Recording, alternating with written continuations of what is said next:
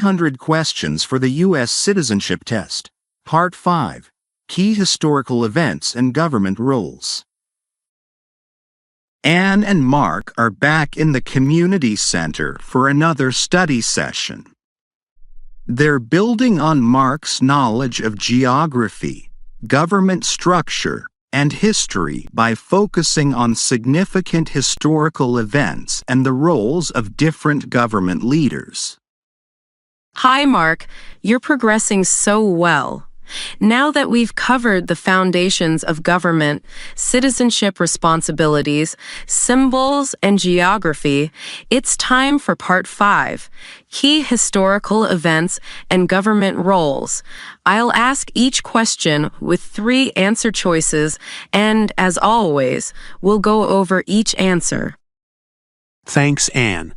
It's been fascinating so far, and I'm ready to learn more. Question 1. First question, who was the president during the Great Depression and World War II? A. Herbert Hoover. B. Franklin D. Roosevelt. C. Harry S. Truman.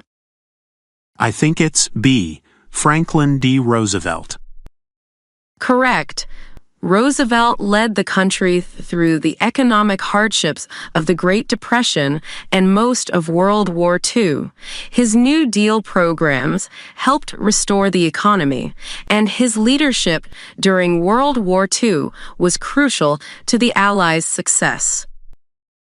Question 2. Who was president at the end of World War II and ordered the use of atomic bombs on Japan? A. Franklin D. Roosevelt. B. Dwight D. Eisenhower. C. Harry S. Truman. I think it's C. Harry S. Truman. Exactly. Truman became president after Roosevelt's death and made the difficult decision to use atomic bombs on Hiroshima and Nagasaki. This action led to Japan's surrender, effectively ending World War II. Question 3. What war was fought between the North and the South in the United States? A. The Revolutionary War. B. The Civil War. C. World War I. I think it's B. The Civil War. Correct. The Civil War, fought from 1861 to 1865, was a conflict between the Northern States Union and the Southern States Confederacy, primarily over slavery and states' rights. It was a defining moment that led to the abolition of slavery. Question 4. Who was the president during the Civil War? A. Ulysses S. Grant. B. Abraham Lincoln. C. Andrew Johnson. I think it's B. Abraham Lincoln. Yes, Lincoln's leadership was crucial in preserving the Union. His Emancipation Proclamation and support for the 13th Amendment helped bring an end to slavery, although he was assassinated shortly after the war ended. Question 5. What did the Emancipation Proclamation do? A. Freed all slaves in the United States. B. Freed slaves in Confederate states. C. Freed slaves only in northern states. I think it's B. Freed slaves in Confederate states. Correct. The Emancipation Proclamation, issued by Lincoln in 1863, declared freedom for slaves in Confederate states. Although it didn't end slavery entirely, it was a critical step toward abolition and changed the purpose of the Civil War. Question 6. What was one important thing that Abraham Lincoln did? A. Founded the first American colony. B. Signed the Declaration of Independence. C. Preserved the Union during the Civil War. I think it's C. Preserve the Union during the Civil War. Yes, Lincoln's primary goal was to keep the country together, and he made many difficult choices to achieve that. His leadership strengthened the Union and brought the country closer to equality for all. Question 7. What did Susan B. Anthony do? A. Campaigned for women's suffrage. B. Led the abolition of slavery. C. Founded the Red Cross. I think it's A. Campaigned for women's suffrage. Correct. Susan B. Anthony was a key figure in the women's suffrage movement. She tirelessly advocated for women's right to vote, paving the way for the 19th Amendment, which granted voting rights to women. Question 8. Who was the main author of the Federalist Papers? A. George Washington. B. John Adams. C. Alexander Hamilton. Answer: C. Alexander Hamilton. Exactly. Hamilton, along with James Madison and John Jay, wrote the Federalist Papers to support the ratification of the Constitution. These essays explain the need for a strong federal government and have become foundational political writings. Question 9. Who was the first Chief Justice of the United States? A. John Jay. B. John Marshall. C. Alexander Hamilton. Answer: A. John Jay. Correct. John Jay served as the first Chief Justice, helping to establish the Supreme Court's authority.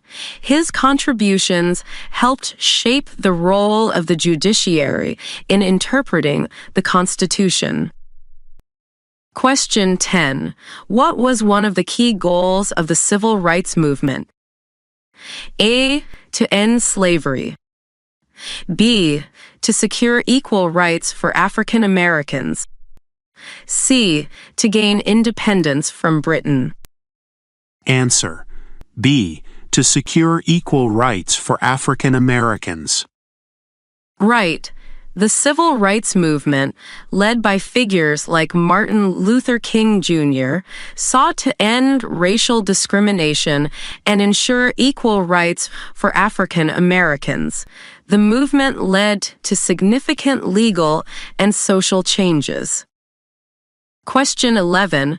What did Martin Luther King Jr. fight for? A. Labor rights. B. Women's rights. C. Civil rights. Answer: C. Civil rights. Exactly.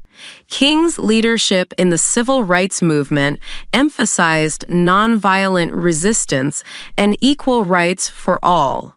His efforts contributed to the Civil Rights Act and inspired future generations. Question 12. What movement tried to end racial discrimination in the U.S.? A. The abolitionist movement. B. The civil rights movement. C. The environmental movement. Answer: B. The civil rights movement. Correct. The civil rights movement fought for equality and worked to end segregation and discrimination based on race. This movement reshaped American society and established important protections for minority groups. Question 13. Who was the U.S. president during the majority of World War I? A. Woodrow Wilson. B. Theodore Roosevelt. C. Warren Harding. Answer: A. Woodrow Wilson. Yes, Wilson was president during World War I and played a key role in promoting peace after the war with his 14 points, which influenced the creation of the League of Nations. Question 14. What major event happened on December 7, 1941 in the United States? A. The signing of the Treaty of Paris. B. The attack on Pearl Harbor. C. The end of World War II. Answer: B. The attack on Pearl Harbor. Correct. The Japanese attack on Pearl Harbor brought the U.S. into World War II. It was a turning point, uniting the country and leading to America's active involvement in the fight against the Axis powers. Question 15. Who was the U.S. president during the end of the Cold War? A. Ronald Reagan. B. Richard Nixon. C. Jimmy Carter. Answer: A. Ronald Reagan. Exactly. Reagan's policies were influential during the Cold War's final years, promoting strong U.S. defense and diplomatic engagement with the Soviet Union, which contributed to the end of the Cold War. Anne smiles, impressed with Mark's understanding of these historical events and their significance. You've done wonderfully, Mark. Understanding these events and leaders helps you appreciate the challenges and achievements that have shaped the U.S. Thank you, Anne.